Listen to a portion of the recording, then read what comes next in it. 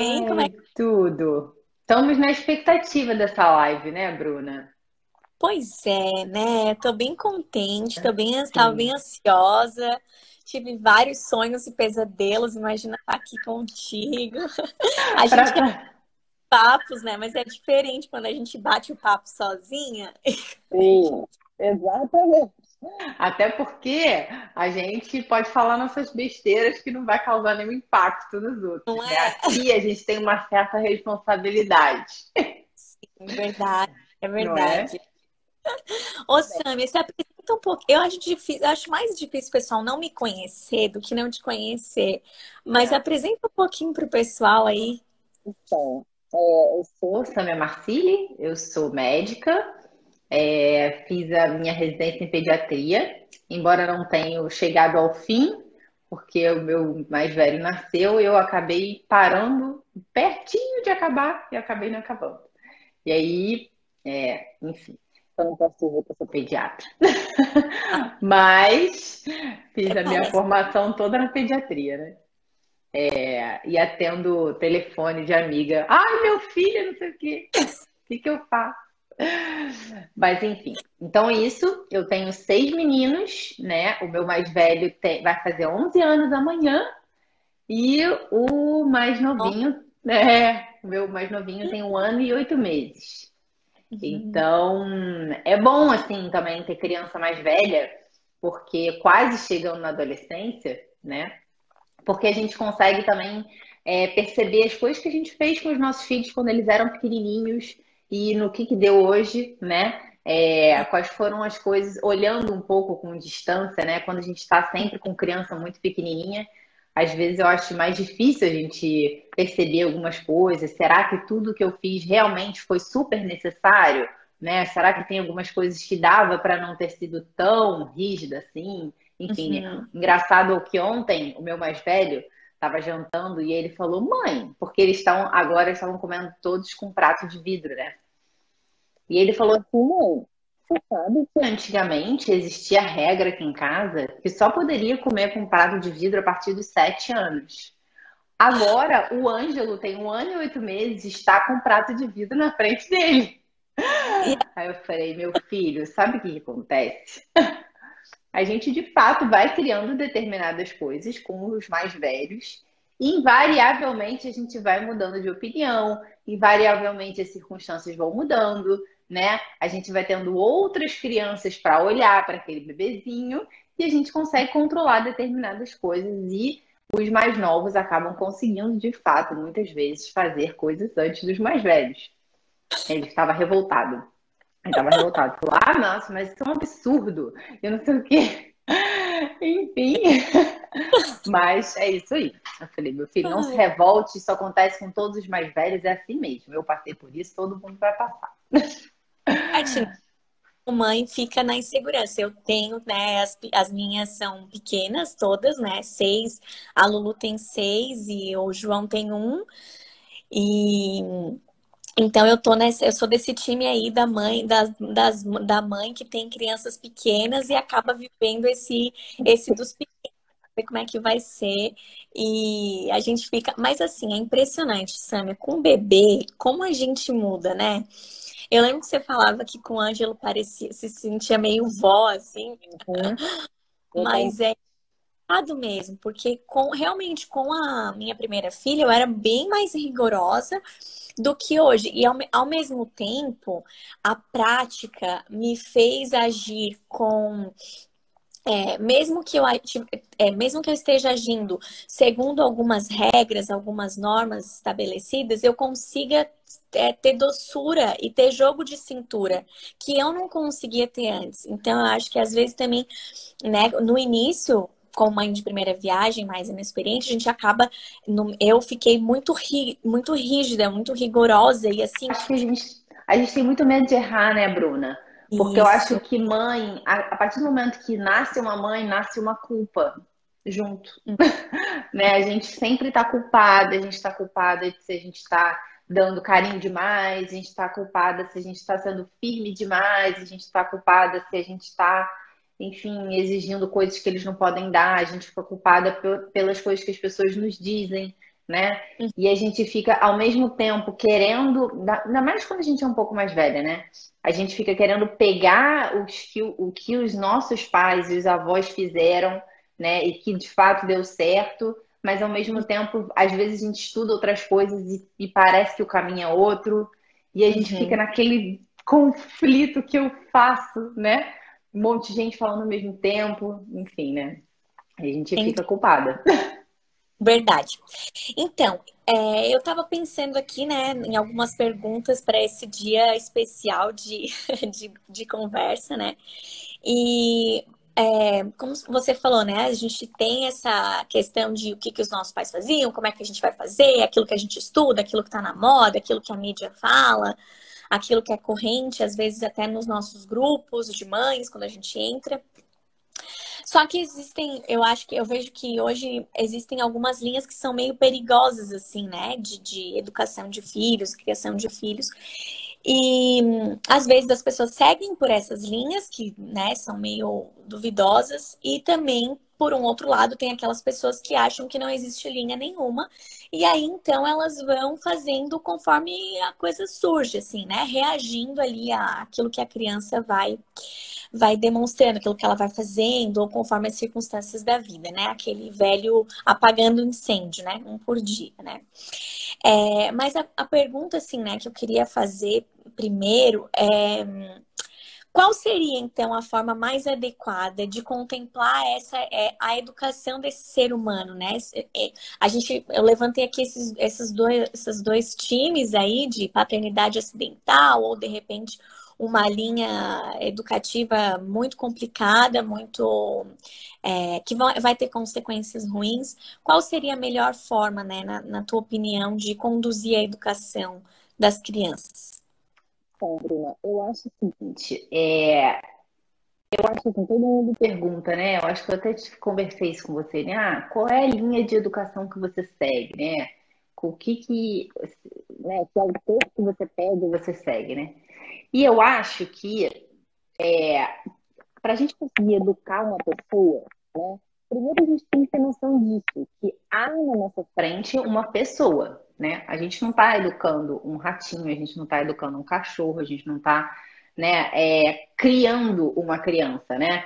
Eu acho que, de fato, educar uma criança é diferente da gente criar uma criança, assim, criar no sentido de, vamos dar comida, vamos botar para dormir, vamos dar bebida e deixa que o negócio vai indo, né? Deixa que o Uhum, processo vai acontecendo. A gente só precisa mantê-la viva, né? E eu acho que o negócio não é bem assim, né? Porque a gente de fato não está diante de um ser, um mamífero, que não modifique de acordo com a circunstância, com o ambiente, com a cultura que ele está, né? Quando a gente uhum, está diante, por exemplo, de um cachorro, quando a gente está diante de um gatinho, por exemplo, ele já nasceu, ele já sabe tudo que ele vai ser e todas as possibilidades de ação que ele tem, né? Ele já sabe que ele vai mamar, que uma hora ele vai parar de mamar, ele já sabe como ele tem que fazer para mamar, ele já sabe como é que ele faz para dormir, ele já sabe. Um bebê girafa simplesmente ele cai da mãe, ele já sabe andar. Então, assim, é tudo muito organizado, né? Você não consegue pensar num cachorro que vai estar. Então, sabe o que acontece? É que a partir de hoje eu decidi ser um gato. Então, agora eu vou começar a miar, né? Não existe isso, né? Não existe isso. Os animais, eles já são pré-determinados e já sabem o que fazer, né? uhum, Nós, seres humanos, não somos assim. Nós somos seres super complexos, né? E que duas coisas vão caminhar juntas, né? A nossa genética, de fato, o nosso corpo, né? Tudo que a gente trouxe de herança, tudo que a gente trouxe como ser mesmo, para a gente se manter na existência. E, ao mesmo uhum, tempo, isso tudo vai conversar com a vida familiar que aquele bebezinho é inserido, vai conversar com a cultura na qual esse bebezinho é inserido, vai conversar com a circunstância de como aquela família imagina que aquela criança precisa ser educada, enfim, dos valores da família, dos valores daquela sociedade, enfim. Então, é uma coisa super bem mais complexa e que a gente precisa pensar em tudo isso. A gente precisa tentar imaginar quais são as coisas que a gente precisa desenvolver nos nossos filhos, né? Que a gente Uhum. precisa desenvolver o corpo, sim, que a gente precisa também desenvolver a inteligência, que a gente precisa desenvolver a vontade dos nossos filhos, que muitas vezes a gente esquece dessa parte, mas a gente fica pensando mais no desenvolvimento do corpo, coloca na natação, no judô, ensina a andar, bota na psicomotricidade, faz motricidade fina, nananã. E a gente pensa também muito no desenvolvimento da inteligência, né? A gente pensa, Uhum. que a gente quer que eles saibam falar alemão, que eles saibam falar inglês, que saibam latim, que conheçam literatura, que blá, blá, blá, blá, blá. E às vezes a gente esquece de uma parte importante, que é a educação da vontade, né? Porque não basta a gente desenvolver todas essas habilidades físicas, digamos, né? Que Uhum. o intelecto entrando nessa questão física, assim, Certo. mas ao mesmo tempo, isso tudo precisa ser modulado pela vontade. Por quê? Porque os nossos filhos não vão estar sob a nossa custódia para o resto da vida. Eles Uhum. vão se afastar de nós e eles precisam saber como lidar com as suas próprias circunstâncias, com as suas inclinações, com as suas dificuldades, com as suas qualidades. Então, Uhum. um papel importante que nós pais temos é justamente modular isso através da formação da vontade. E a formação da vontade está muito relacionada à formação e à prática de virtudes, né? Então, a gente Uhum. ajudar os nossos filhos a desenvolverem a virtude da obediência, a virtude da ordem, a virtude da temperança, a virtude da generosidade, uma série de coisas, né? Então, Certo. a gente precisa. E, além disso, a gente ainda precisa educar os nossos filhos para a transcendência, além de Uhum. tudo, né? Então, a gente precisa, bem, como que isso tá. Como que a alma do nosso filho se relaciona dentro de toda essa questão, né?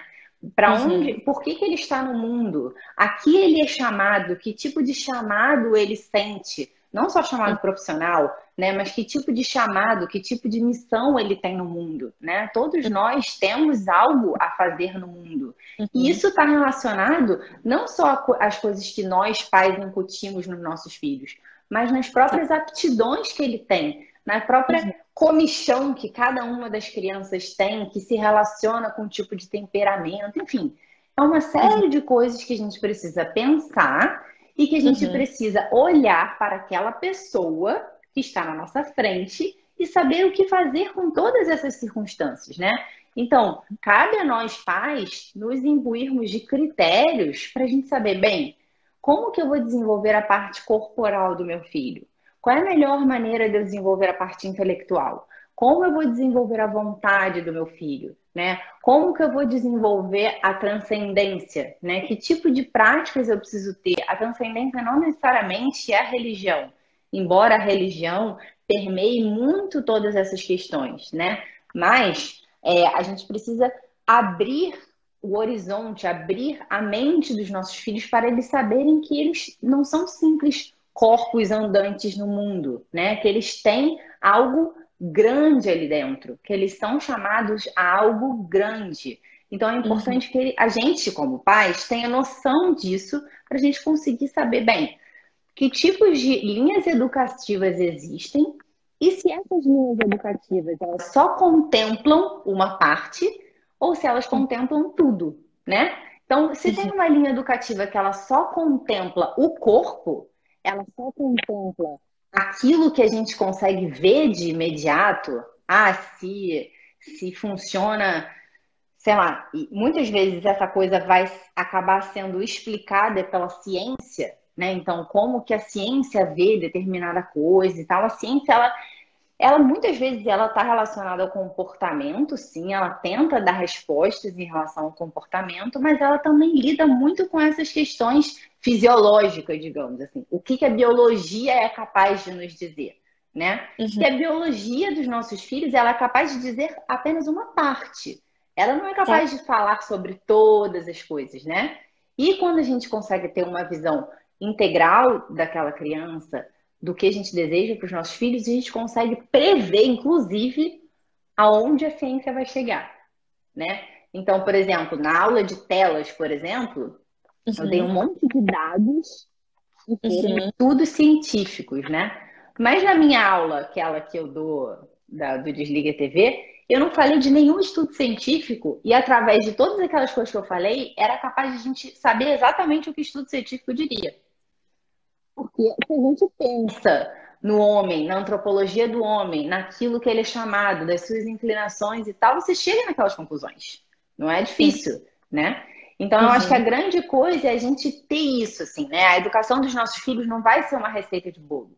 Você sabe, você tá com o quinto bebezinho na barriga. Eu tenho 6 meninos aqui, né? Não é uma receita de bolo, né? Eu não posso chegar aqui e falar assim, então, você vai colocar o seu filho para dormir fazendo isso, isso, isso, isso. Você vai dar comida assim, assim, assim, assim. Você vai, sei lá, enfim, sei lá, ensinar matemática desse jeito, né?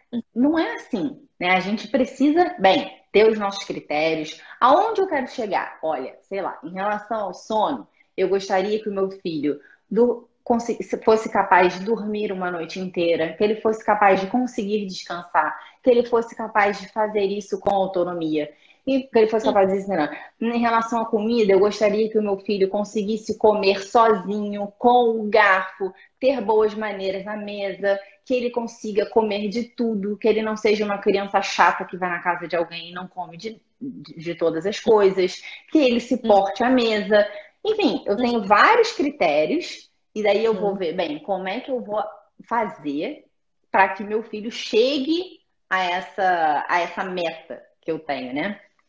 Então a perfeito. gente tem coisas meio que, provavelmente na sua casa você tem uma coisa geral, assim, bem, eu costumo fazer assim.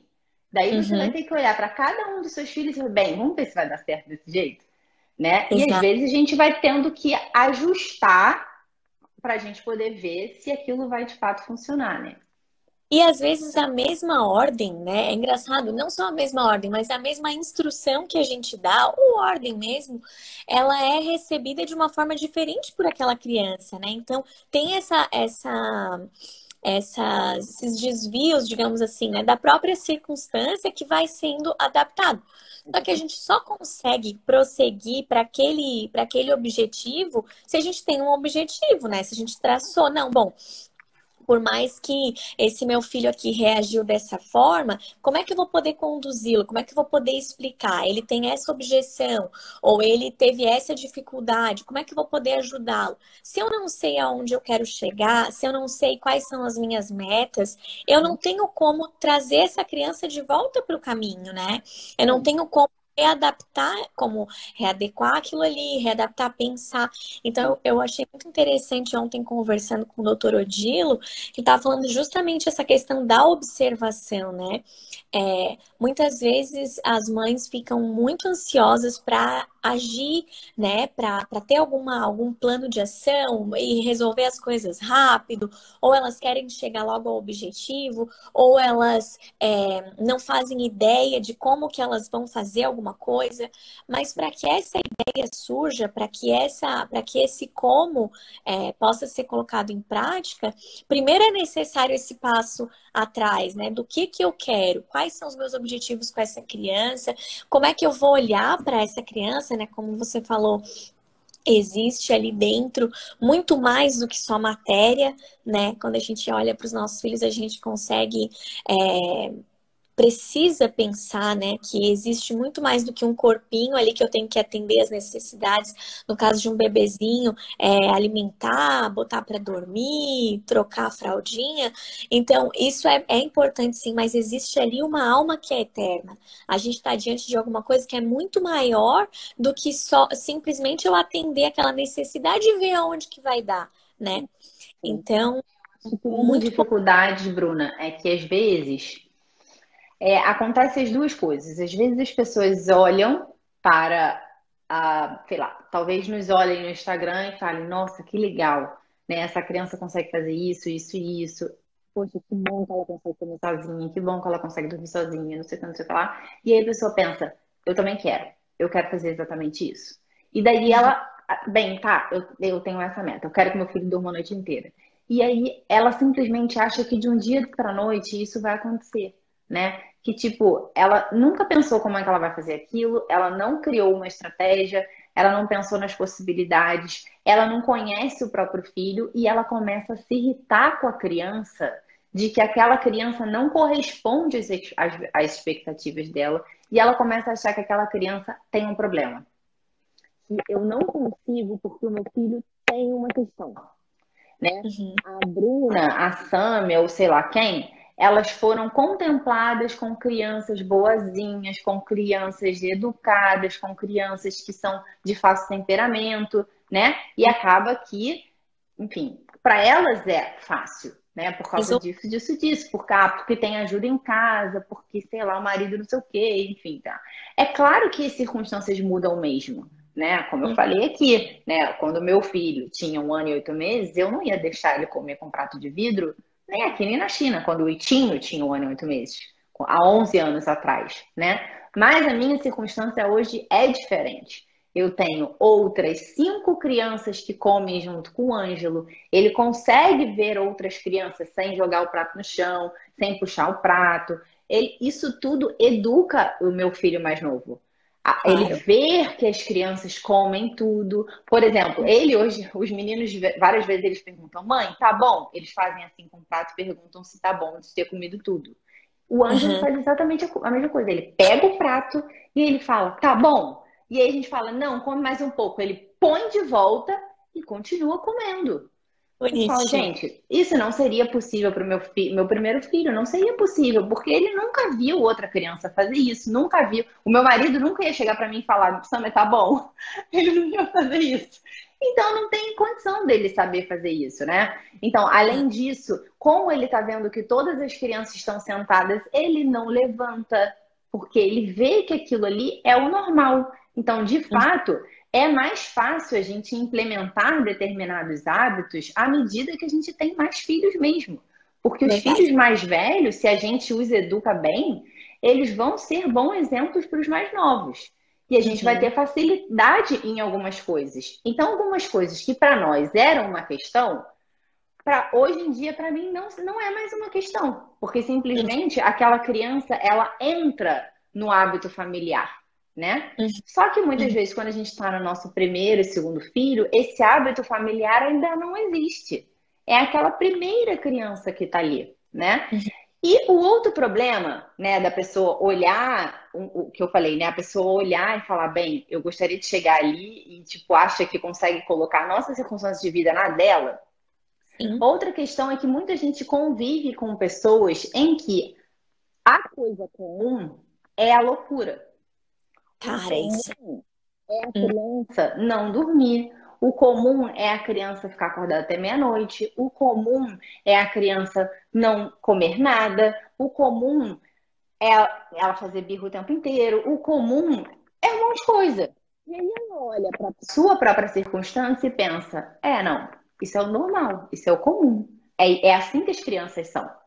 E não é verdade, né? O fato de a maioria das crianças estarem agindo dessa maneira não Uhum. significa que essa é a maneira ótima, digamos, de se agir, né? Não significa que eu não possa fazer de outro jeito, né? Então, o que que aconteceu com essas crianças que estão sendo educadas desse jeito, que estão tendo esse tipo de comportamento, né? Hoje mesmo eu estava no parquinho com os pequenos e vi uma criança, ela devia ter uns 2 anos, fazendo uma birra que, assim, eu não consigo imaginar que um dos meus filhos faça aquilo.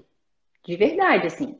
Porque, enfim, provavelmente há tanta coisa complicada, enrolada, Uhum. acontecendo, que às vezes Uhum. até a gente conseguir desfazer esse fio e saber aonde está o problema, para a gente Uhum. conseguir ajudar de fato, a gente precisaria mesmo fazer uma anamnese, o que está acontecendo, não sei o que e tal, né? Então, muitas vezes as pessoas acham que as crianças são o que são. É como Uhum. o meu filho veio ao mundo e é assim que eu vou agir. Eu só simplesmente vou observá-lo e vou pegar todas as suas demandas infantis, as suas demandas de fome, de instintivas, digamos assim, e vou simplesmente ficar ali alimentando aquilo Uhum. sem É uma, nenhuma orientação. Ou seja, como se fosse um cachorrinho. O cachorrinho tá com fome, eu vou lá e dou a comidinha. Ele tá com sede, eu vou lá e dou a comidinha. E assim, eu vou levando sem pensar naquilo que eu tô fazendo. E eu acho que, e aí a pessoa acha que vai dar em alguma coisa. Ah, quando ele estiver lá com seus 6, 7, 8 anos, daí eu penso. Só que Ou muitas vezes, quando a gente chega lá, já era. é. Era exatamente esse o ponto, que essa era a próxima coisa que eu ia te perguntar, né? Tem essa questão de olhar só para a parte fisiológica, considerar também na moda, né? De assim, considera como um mamífero só, ou como, né? Ou como você falou, um cachorrinho, ou um processo evolutivo, a coisa vai ficar assim mesmo.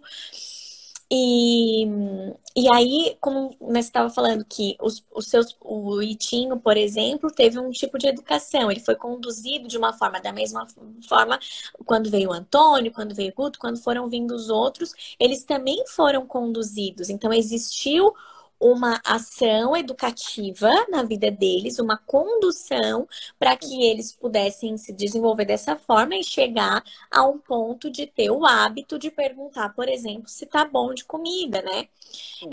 Sabendo que o juízo que a mãe fizer, confiando, né? Inclusive no juízo que a mãe vai fazer sobre aquilo que ele tá comendo. E aí, então, eu acho que você já respondeu, né? Se, não tem como ser benéfico, né? A gente deixar a criança por si mesma decidindo aquilo que ela vai fazer. É uma carga muito pesada para ela carregar. Ela decidir o momento que ela vai desmamar, o momento que ela vai dormir no quarto dela, o momento que ela vai estar pronta para fazer certas coisas, como se ela tivesse a capacidade cognitiva, enfim, não só isso, até mesmo a capacidade de enxergar o todo, né? Porque como adultos a gente consegue ver aquilo que passa, né, da vida, a gente consegue ter uma visão mais ampla da onde que aquilo vai dar, quais são as consequências daquelas ações que estão sendo tomadas agora, enquanto a criança não tem nem a habilidade cognitiva para a tomada de decisão, muito menos a sabedoria de ver como que aquilo vai, que consequência aquilo vai ter, né? Então, não seria de modo nenhum benéfico a criança ser deixada, certo? Não, eu acho que, de fato, é isso que você falou, né? A gente, assim, quando a gente fala que a gente vai orientar os nossos filhos, que a gente vai ter uma intenção educativa, que a gente vai colocar uma rotina, isso não significa que a gente não está olhando para a dignidade dos nossos filhos, né? Eu acho que essa é uma dificuldade, né? E que muitas vezes a gente escuta isso por aí, né? Ah, porque a criança tem uma dignidade, a criança é um ser que ela tem vontade, né? Que ela tem os próprios desejos, ela tem as próprias inclinações, ela tem. Bem, a gente não está negando isso. Eu sei que cada um dos meus filhos é totalmente diferente, que cada um deles tem uma inclinação diferente, que cada um deles tem uma facilidade, uma dificuldade. Hoje mesmo aconteceu isso, né? A gente estava dando português aqui, e aí, qual era a ideia inicial? Era a gente dar cada uma das partes do discurso, cada um dos casos, para que ele memorizasse, um dos meus filhos memorizasse. E a partir daí a gente ia ensinando como aquelas coisas iam se encaixando no português, né? Com muitas crianças, essa maneira funciona. Eu tenho um filho meu específico que, se ele não entender logo o que está acontecendo, ele não consegue. Ele simplesmente bloqueia a mente e ele não consegue. Ele não consegue para frente, né? Então, às vezes, a gente precisa colocar conceitos claros, que ele consiga ver como aquilo funciona na prática, e depois a gente ir acrescentando outros conceitos, né? Então, o que é isso? Eu tenho uma ideia, eu quero que o meu filho aprenda português, latim, dessa maneira.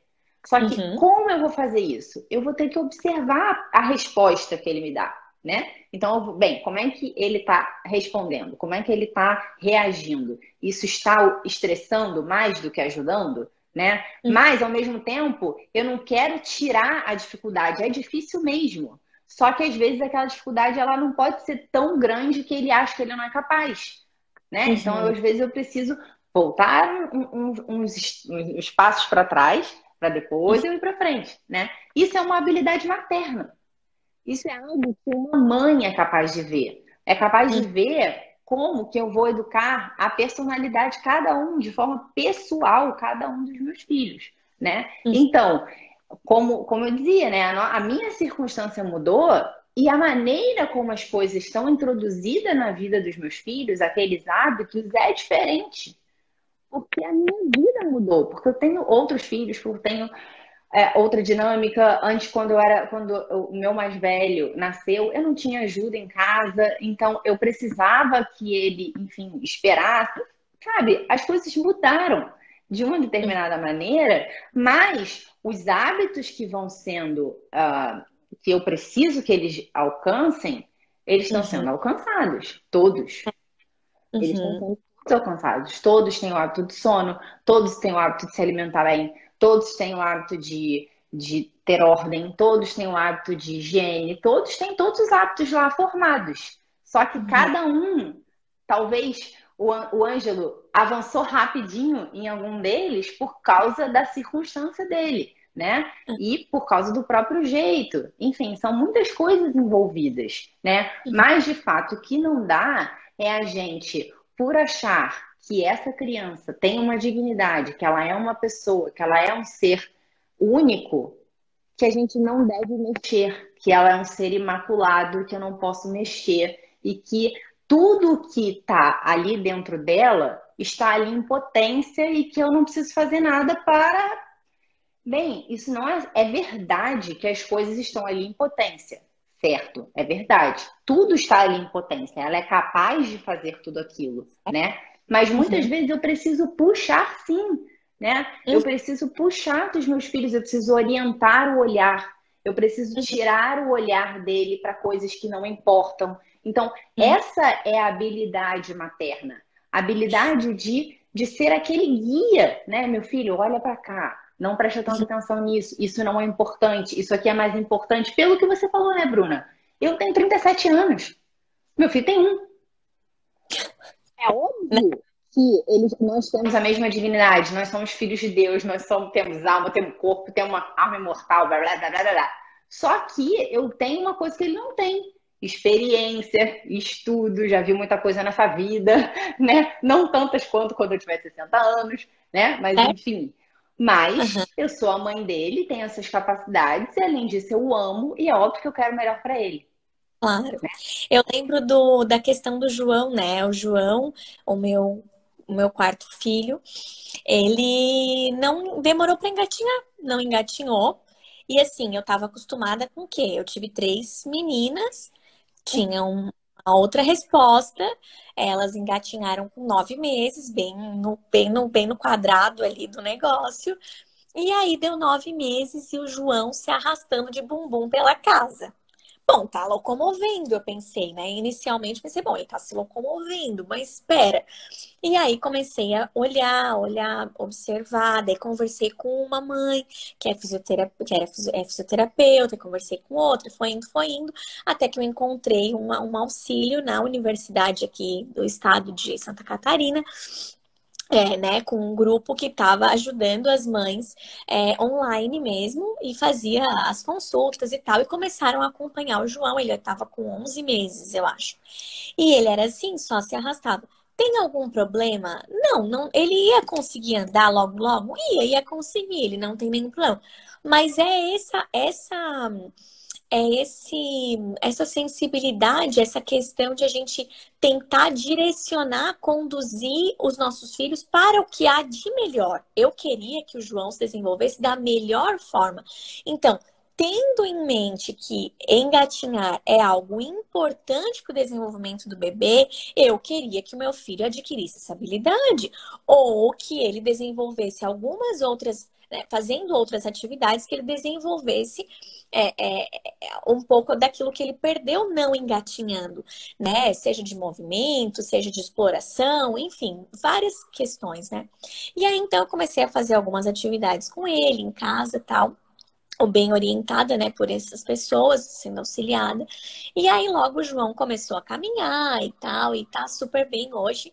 A gente tá continuando com o acompanhamento, mas assim, não é né, voltando, né, na questão toda, não é que Se a gente deixar totalmente a criança, ela com, sei lá, 6 anos, no caso do sono, não vai estar dormindo, né? Talvez ela esteja dormindo, mas existe alguma coisa que é o melhor que eu posso oferecer para essa criança e existe aquilo que vai desenvolver da melhor forma esse hábito, que vai formar um hábito da Sim, melhor maneira, que ela vai estar mais apta para se Sabrina. autogerenciar até mesmo assim, né? Para conseguir se desenvolver bem, né?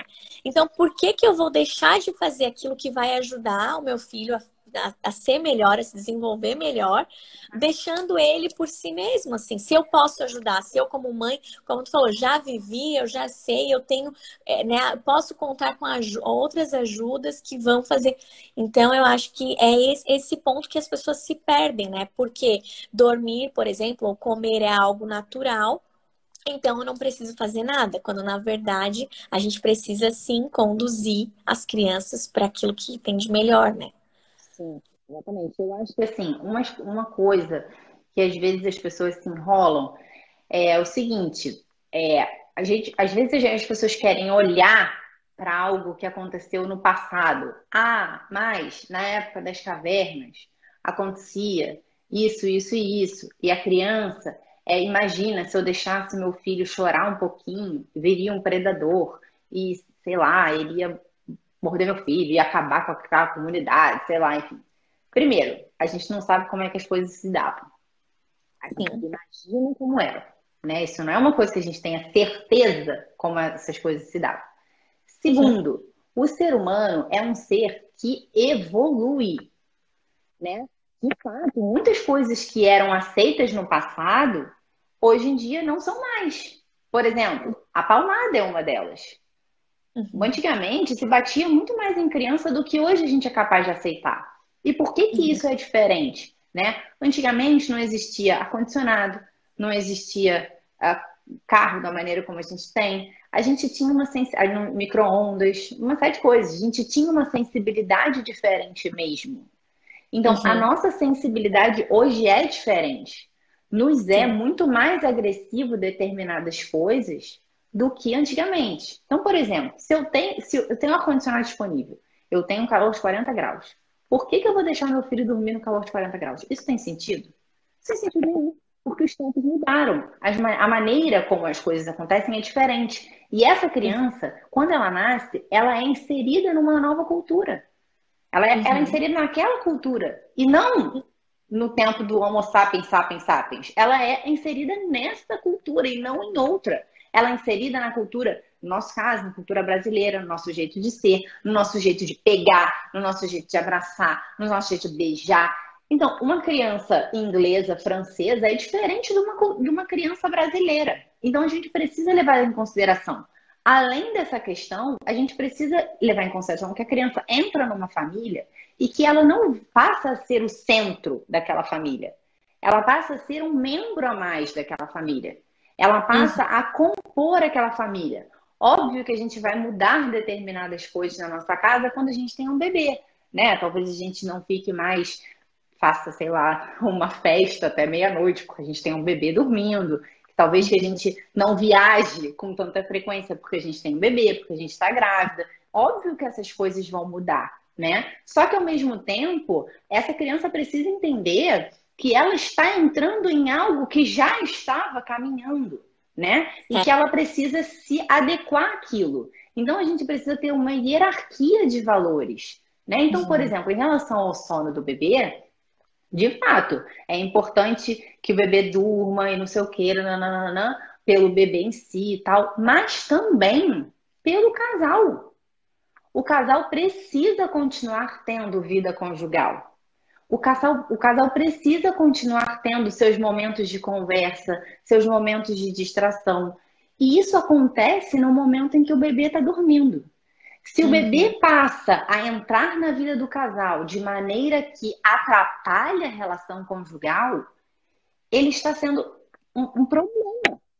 E aí Uhum. acaba que as pessoas não suportam ter uma criança em casa, elas não aguentam. Porque Uhum. ela toma conta de uma determinada maneira que aquela criança vira um ser insuportável. Uhum. Assim, né? Ter um bebê em casa não é para ser algo insuportável, algo que a gente não aguente, o nosso cansaço, o nosso esgotamento vá até os níveis impensáveis. Não é para ser assim, não precisa ser assim, né? Uhum. Então, eu acho que é uma grande questão dessa questão do sono, de você ficar o tempo inteiro olhando para a criança, não sei o quê. É óbvio que a gente tem que olhar, é óbvio que a gente tem que olhar para o brain da criança, é óbvio. Mas isso não pode ser olhado isoladamente. Há Sim. outras coisas a serem levadas em consideração. Então, por exemplo, para eu decidir se eu vou fazer cama compartilhada com meu filho, eu preciso olhar todos esses aspectos. O que é bom Uhum. para ele, o que é bom para o desenvolvimento dele, se vai ajudá-lo a que ele tenha uma boa noite de sono, se vai Uhum. ajudá-lo a que ele se sinta seguro, se vai ajudá-lo a que ele se sinta amado, se vai ajudá-lo a que ele esteja numa família em que ele se sinta seguro porque os pais se amam e se querem e se aguentam, né? E continuam conversando e continuam sendo o pilar daquela casa, né? Uhum. Então, de fato, a criança não pode entrar na família e bagunçar de tal jeito que não seja possível a convivência com ela, né? Uhum. Então, eu acho que é isso. A gente tem que pensar dessa maneira também, né? Uhum. Perfeito. E é assim, ó, quem coloca a criança, né, muitas vezes nessa posição são os próprios pais. Eu estava ouvindo uma vez num vídeo, um pediatra falando que chegavam no consultório e falava, ai, meu filho não fica no berço, meu filho. Aí ele falou, nossa, mas seu filho não tem nem um ano, né? Não, não tem, tinha pouquinhos meses. Mas então, a gente tem que inscrever seu filho num show, num programa, porque ele é bizarro, assim, porque como é que ele sai do berço assim com tão pouca idade? Não, Uhum. quem tira é você. Ah, tá. Então você tira o seu filho do berço e isso. Então, assim, esse é o ponto, né? Ai, meu filho só, né? A gente ouve, né, muitas mães, eu recebo muitas mães, e essas mães aqui, né?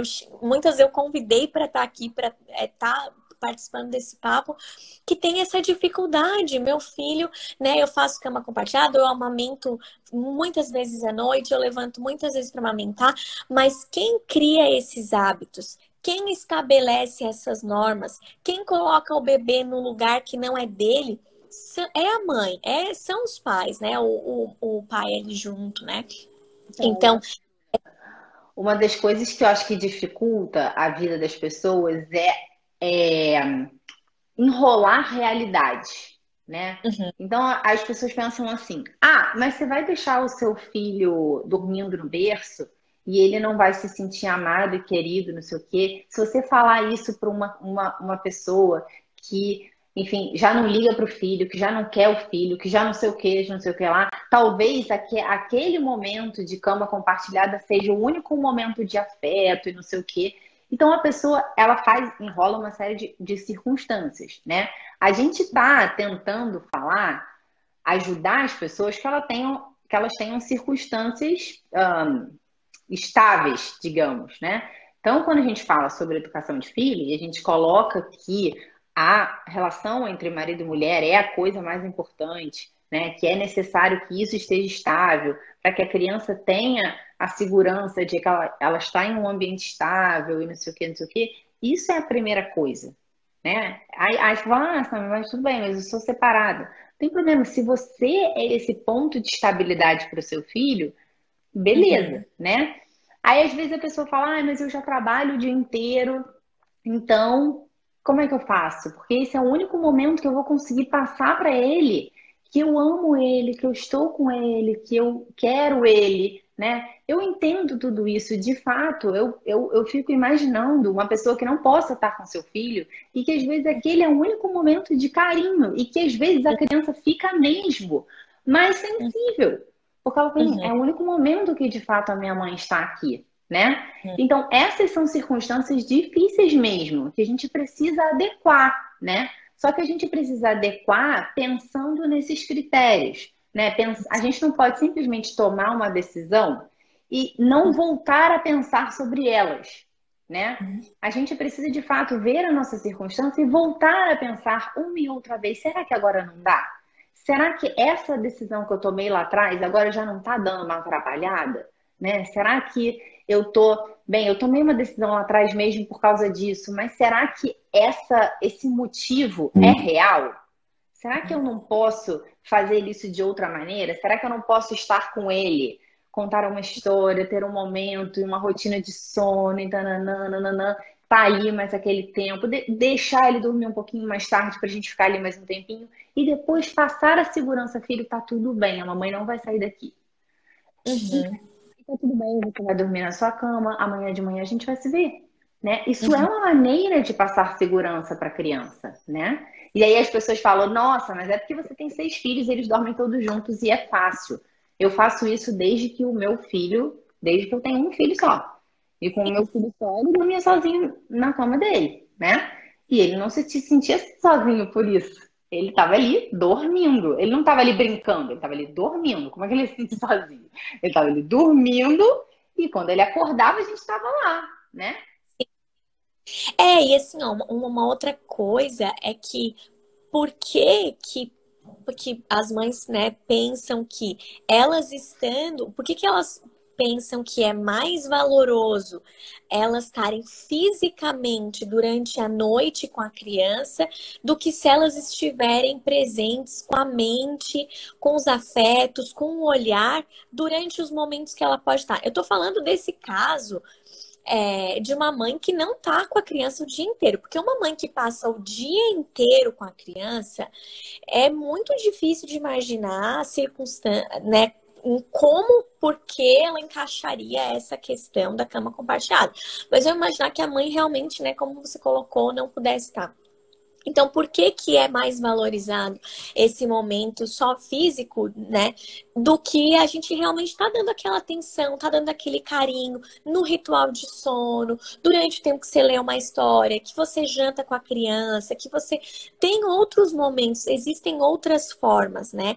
Eu acho que muitas vezes também a mãe se ilude achando que se eu ficar deitada aqui e deixar o seio livre para a criança mamar quantas vezes ela quiser, ou se eu já deixar as mamadeiras aqui do meu lado e for dando ao longo da noite, isso vai me deixar menos cansada.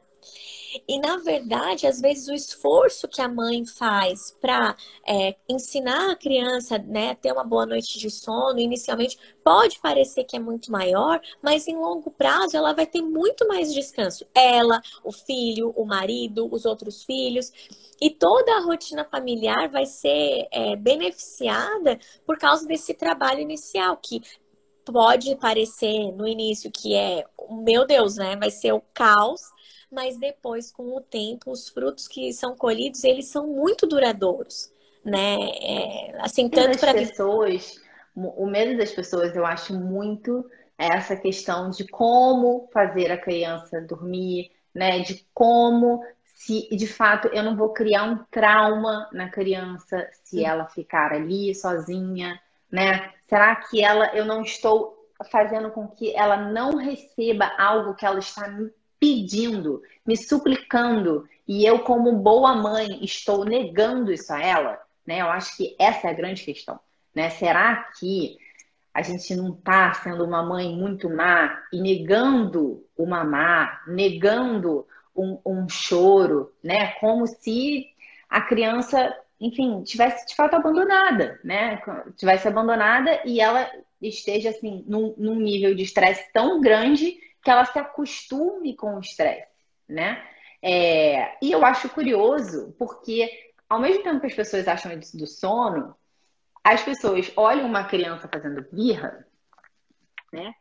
E você vê que coisa que ela não acostuma com o choro? Você deixa ela chorando e ela não acostuma com ele? Não, é curioso. É verdade. E se, pensa bem, se a gente deixasse uma criança que está fazendo birra, chorando, chorando, sem a gente fazer nada, será que ela não teria o mesmo aprendizado? Ah, é verdade. Acho que minha mãe não vai fazer nada. E vai parar de chorar para sempre? Porque você há de convir que quando a gente ensina uma criança e por acaso ela chora um pouquinho até ela pegar no sono de novo, né? Uhum, E ela de fato ela consegue aquele aprendizado, por que uhum. ela consegue fazer isso e ela não consegue parar de chorar se a gente deixa ela chorando sozinha na birra, entende? há uma incoerência aí, você não acha? Sim. É uma coisa estranha, né? É uma coisa estranha. Então, eu acho que essa questão de que as crianças vão ter um trauma se a gente deixá-los chorando, né? Eu acho que, assim, quem convive com crianças, eu já convivi com 6 crianças, né? E as crianças choram por vários motivos. Não necessariamente elas choram porque elas estão sentindo algo. Elas não sabem falar. E é essa maneira que elas têm de se expressar, né? Isso não significa que ela está se sentindo abandonada, que ela está se sentindo, enfim, que a mãe não gosta dela, que ela vai solicitar alimento e ela nunca vai ser correspondida, né? Bem, isso não é real, né? Isso não é real mesmo. É, Mas você querer fazer assim alguma coisa, bem, isso causa de fato trauma. Como você faria? Bem, quem conhece estudo científico, eu sou médica, eu já li vários estudos científicos. Quem conhece um pouco de estudo científico, você imagina que você consiga fazer um estudo, porque você tem que fazer um estudo retrospectivo, fazer uhum. perguntas para as pessoas. Sua mãe deixou você chorar, não sei o que, não sei o que lá. Vou te contar uma coisa, a minha sogra, se você perguntar para minha sogra como eram os meus filhos, ela não tem a mínima ideia. Ela acha que ela sabe. Ela fala, porque o Antônio não sei quanto, porque o fulano não sei o que lá, nananana. Ela fala tudo errado, tadinha. Que ela não esteja me escutando. Mas ela não lembra exatamente como foi. É que eu não acabo não discutindo muito, mas ela não lembra como foi. A Uhum. minha sogra é uma adulta e ela não lembra como foi. Você imagina que você, enquanto criança, vai lembrar de quando você tinha 5 meses, 6 meses e como é que foi? Ah, não, mas eu não lembro, mas a minha mãe me contou. A chance dela não saber exatamente como é que ela fez é gigantesca. Eu que tô pensando nisso e presto atenção nisso desde que meus filhos são pequenos, eu não sou capaz de descrever todo o processo que eu fiz com todos os Ex- meus filhos. Uhum. Entende? Então, se você Sim. chegar mãe, como é que foi? Ela não vai saber te dizer. Não. Então não tem como você saber que se isso que ela está passando hoje, se ela hoje ela tem um transtorno de ansiedade, se ela hoje ela tem não sei o que lá, se o motivo foi de fato esse, né? Uhum. Uhum. Essa é uma grande questão que eu fico muito curiosa quando as pessoas dizem que causa trauma, que causa transtorno de ansiedade, que as crianças que têm mais dificuldade de dormir já são crianças que têm mais tendência à ansiedade, a toque, a não sei o quê. Olha, eu tive os meus filhos vários. Um deles teve bastante dificuldade de conseguir dormir. Ele não apresenta nada de ansiedade, nada de toque, nada de nada. Ele não apresenta nenhuma dificuldade nesse ponto, né? O que que vai Uhum. acontecer? Ela só vai aparecer quando ele tivesse 40 anos. Vai ser um trauma que veio, entendeu? É que não tem sentido. Não tem Não, sentido, não não é uma coisa lógica, sabe? tem. É bem. E essa questão do Eu choro, fico exaltada. isso é realmente. E essa questão do choro das crianças, eu tenho uma filha que ela chora, é muito engraçado. Assim, chega a ser engraçado, porque ela chora por qualquer coisa e ela para de chorar assim, do nada. Então, assim, ó, ela tá com um choro assim, ai, parece assim que acabou o mundo. Daí a gente fala alguma coisa para tentar resolver, né? Minha filha, tá aqui, sei lá, perdeu o bichinho de pelúcia. Daí a gente vai lá e encontra. Ela tava chorando assim, desesperada. Filha, tá aqui seu bichinho. Ah, tá, obrigada. Gente, parece uma artista, assim, ó. Então, assim, ó, que Ser coisa doente. que trauma que é esse, sabe? Então, assim, é uma questão de você saber do que aquele ser humano ali, do que aquela pessoa em desenvolvimento do que ela é feita, como é que ela reage às coisas, quais são as ferramentas que ela tem naquela idade para reagir às coisas, às situações que acontecem na vida dela. Então, ela não tem como, ela não sabe ainda, ela não domina tudo para elaborar. Mãe, eu estou muito preocupada porque eu não encontrei o meu urso de pelúcia. Ela não tem, ela não sabe fazer isso, ela simplesmente chora, e aí a gente é que tem que ensinar e ainda falar, minha filha, olha só, não é assim que você deve falar, você pode vir falar com a mãe de outra, enfim, vai. Disso, Bruna, muitas vezes ela não sabe qual é o motivo mesmo. Às vezes ela tá chorando e ela não sabe o motivo. Uhum. Você às vezes tenta resolver o suposto motivo e aquilo não resolve. Uhum.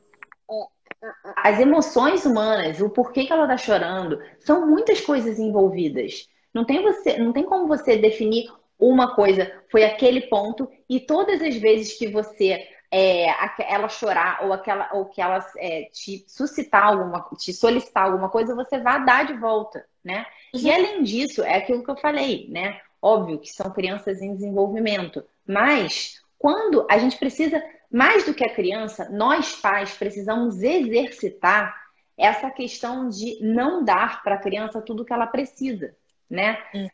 É óbvio, com um bebê pequenininho, óbvio que a gente está com fome, a gente tem que dar, óbvio que está com sono, a gente tem que fazer dormir, óbvio, isso é óbvio, né? Mas a gente precisa muitas vezes perceber que essas solicitações são solicitações exageradas, né? Muitas É. vezes, porque há um descompasso. O ser humano, Uhum. ele não tá, como eu disse, ele não é igual um cachorro, igual um gato. Ele tá descompassado.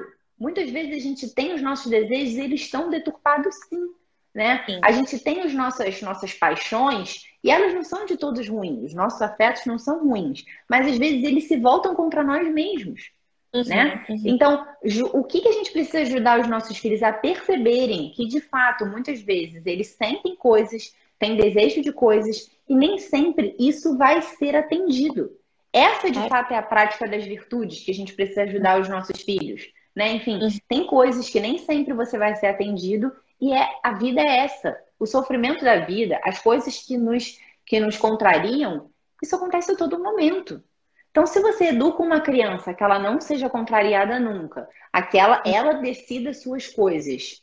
Gente, baseada em nada, ela não tem uma consciência formada, ela não tem uma vontade formada. A gente está fazendo muito mal.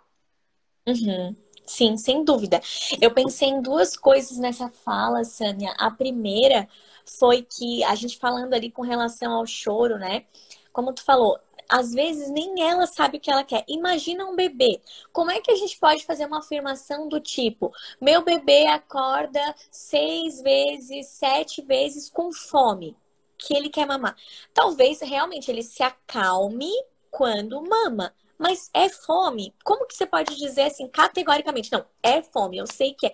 A gente não tem como saber, a gente imagina, a gente avalia, a gente observa, a gente pensa. E aí, se a gente for pensar um pouquinho para trás, se a gente for pensar um pouquinho no dia dessa criança, poxa, essa criança não comeu bem ao longo do dia, ou ela tá com algum furo na alimentação, e aí eu tô errando, porque preciso alimentar melhor, ou eu preciso aumentar a quantidade de mamadas durante o dia, eu não tô dando a qualidade de alimento que essa criança precisa, ou então talvez não seja fome, seja hábito, seja alguma outra coisa que a criança despertou, pode ser temperatura, pode ser fralda, pode ser um desconforto, pode ser um pesadelo, mil coisas. Rotina, né, Bruna? Eu tenho isso aqui na minha casa acontece é batata. Até com os meus filhos maiores, né? Se eles não dormem à tarde, à noite o sono sempre é agitado, né? Se não, por exemplo, agora a gente vai viajar no final de semana. O José às vezes não consegue dormir à tarde, né? O pequenininho ainda dorme, mas ele não. À noite, a maioria das vezes, quando a gente viaja, é choro à madrugada. E ele chora desesperado, ele chora nervoso. E eu sei que é a ausência do sono da tarde, né? Então, muitas vezes, as crianças deixam de ter o sono da tarde muito cedo e Uhum. E, atrapalham o sono noturno. E muitas hum, vezes as mães não sabem o que está acontecendo, né? Por que, que ela está acordando tanta noite? Por que, que ela tem o sono agitado? Eu costumo dizer isso, criança, quanto mais dorme, mais dorme. isso. E o que eu acho mais incrível, no caso dessas crianças que perdem o sono da tarde muito cedo, é que as mães falam que a criança não quis mais dormir. Mas a criança não pode decidir sobre isso. Ela é pequena, ela tem 2 anos, e geralmente é nessa fase dos 2 anos, que é uma fase difícil mesmo. Muita coisa acontece. Mas essas crianças, Bruna, elas não sabem dormir desde bebezinhas. É, O isso. que acontece? Quando chega nos 2, 3 anos, ela não sabe dormir sozinha mesmo. E Aham. aí a mãe tem que ficar lá, tem que fazer não sei o quê, tem que ficar não sei o quê, vira um caos. E o sono da tarde vira um caos mesmo. Às vezes, é essa fase de 3 anos que o pessoal resolve tirar a chupeta. Então, às vezes, ela dormia com a ajuda da chupeta. Na hora que você tirou a chupeta, o sono da tarde vai embora. Porque o sono da noite, de fato, ela tá cansada, de fato tá tudo escuro, de fato ela sabe que tá todo mundo dormindo, é um pouquinho mais fácil. O sono da tarde, não. O sono da tarde, por exemplo, os meus filhos dormem até 6 anos, até completar 6 anos. Então, Uhum. na hora que o Álvaro vai dormir, que tem 5 e meio, o José vai dormir e o Ângelo vai dormir, o Itinho, o Antônio, o Guto estão aqui. Eles sabem Uhum. que os irmãos estão acordados. Eles sabem que eu estou acordada. Eles sabem que às vezes o avô pode vir aqui visitar. Então, às vezes, isso é uma coisa que ele poderia, não quero dormir, eu quero continuar aqui. Mas ele já Claro. sabe dormir sozinho, isso já faz parte da rotina e simplesmente ele vai. Né? Eu não preciso Uhum. ficar ali, não, vai sim, não, não sei o E, quê, não sei o que lá, com aquela convencimento gigantesco. Simplesmente ele e vai. também enganar, a criança se sente assim, poxa, eu tava aqui e aí de repente eu dormi. Eu não queria, eu queria ter feito outra coisa. Não, ela vai já consciente, eu vou para a soneca. Às vezes é engraçado também com os avós, né? Elas vão e falam, não, eu vou para a soneca da tarde, tá, vovô? Você vai estar aqui quando eu acordar, vovô? Então, assim, é Exatamente. importância, né? Exatamente. Ai, Sam, eu queria te agradecer muito. Eu não quero mais, não quero te prender, tá muito gostosa a conversa. A gente poderia ficar tempo, Mais umas 3 horas, né, Bruna? com É certeza. porque esse papo é pano para manga, né? E é Porque gostoso, assim, isso influi muita coisa. Essa visão. Tá ouvindo, Bruna? tô te ouvindo. Essa visão